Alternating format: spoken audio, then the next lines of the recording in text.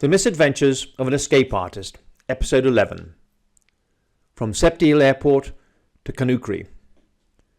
I continued to fly at Air Armour onto my final flight, February 1990. 3 weeks later, I was in Guinea, West Africa. I'd been offered a job by one of my co-workers at Air Armour. As luck would have it for me, this pilot did not have the flight hours needed for the job. He gave my name to the recruiter, who arranged to meet me at Montreal Airport the following evening on the tarmac next to my Cessna 404. There was a snowstorm, but I was used to inclement weather. The recruiter was a mechanic from the African-based company.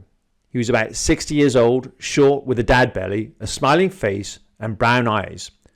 Like me, he was French-Canadian. After greeting me, he said, "If you can fly in this weather, you can surely fly in Africa." The following week, I received a 20-page contract. Signed and sealed, I arrived in Africa, where I would earn 3 times my Canadian salary. Arrival in Africa. Now in Guinea, West Africa, I was the only pilot for Air d'Or.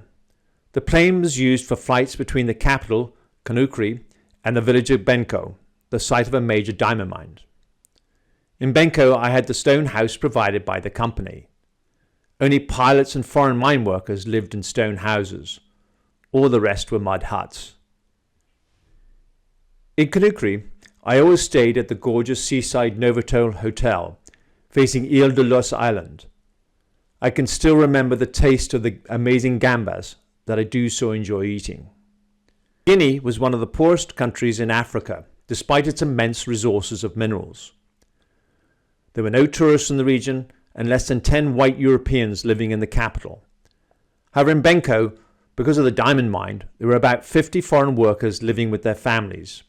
Benko produced high-quality, unusually large diamonds. It had a diamond reserve of about 5 million carats. The Guinea Star was an 89.01 carat diamond, D-color, flawless with a rare shield-shaped cut. It was a combination of all these rare characteristics that made the Guinea Star diamond one of the most famous in the world. I made my first 5 Cessna 404 flights with Captain Macron between Conakry and Gabenko airports. I was surprised to learn that I was here to replace her, a slim, short, 35-year-old Frenchwoman who was very difficult to get along with. She'd been fired for reasons best left unknown. Madame Macron was furious that I had arrived to replace her. The Cessna 404 plane that I flew was maintained by Jean-François Legault, the mechanic who had hired me.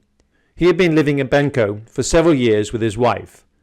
He was to become an important person in my life. Flights with Monsieur Conte.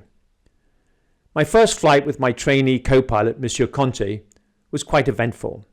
He was a 45-year-old man from the Tuma tribe, a colonel in the Ghanaian army, with shaved black hair and a round face.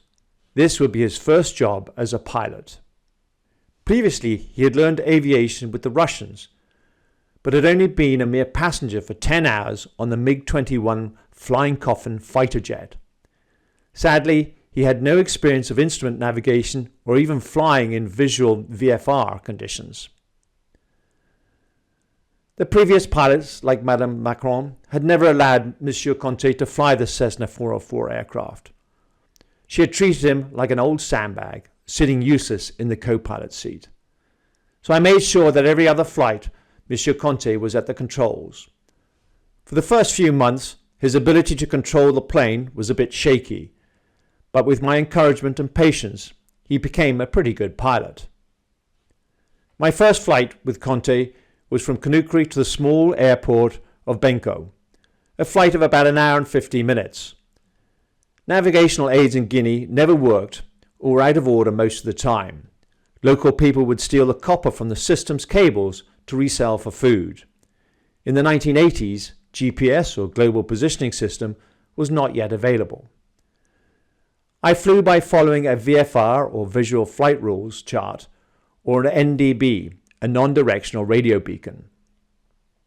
On my first flight, I tried to find my way by following my position on an aviation map. Mountains, villages, roads, railways, and everything else that could be seen from the skies were on these maps. The visibility was good, but it was dry season, so I couldn't make out the rivers as they had dried up and the villages were hidden by huge baobabs or frominger's trees.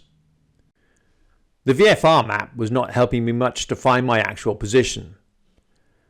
After an hour and 55 minutes into the flight, I had no idea of my location. Because Conte had been so mistreated by Captain Macron, he refused to help me navigate. I was getting worried that we would run out of fuel and have to make a forced landing in the rainforest. Finally realizing that I had no experience of the area or any idea of where we were, Conte relented and told me to make a 90-degree turn to the right.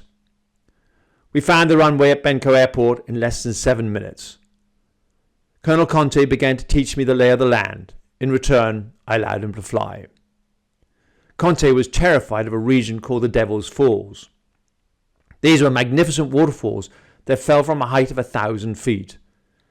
I wanted to have the chance, when there were no passengers on board, to admire their grandeur. Monsieur Conte was convinced that the devil lived behind these falls, and he was deathly afraid of them. One day, as we approached the forbidden area, Conte grabbed control of the plane and veered it away from the waterfalls. He would rather have crashed than go near the evil devil's lair.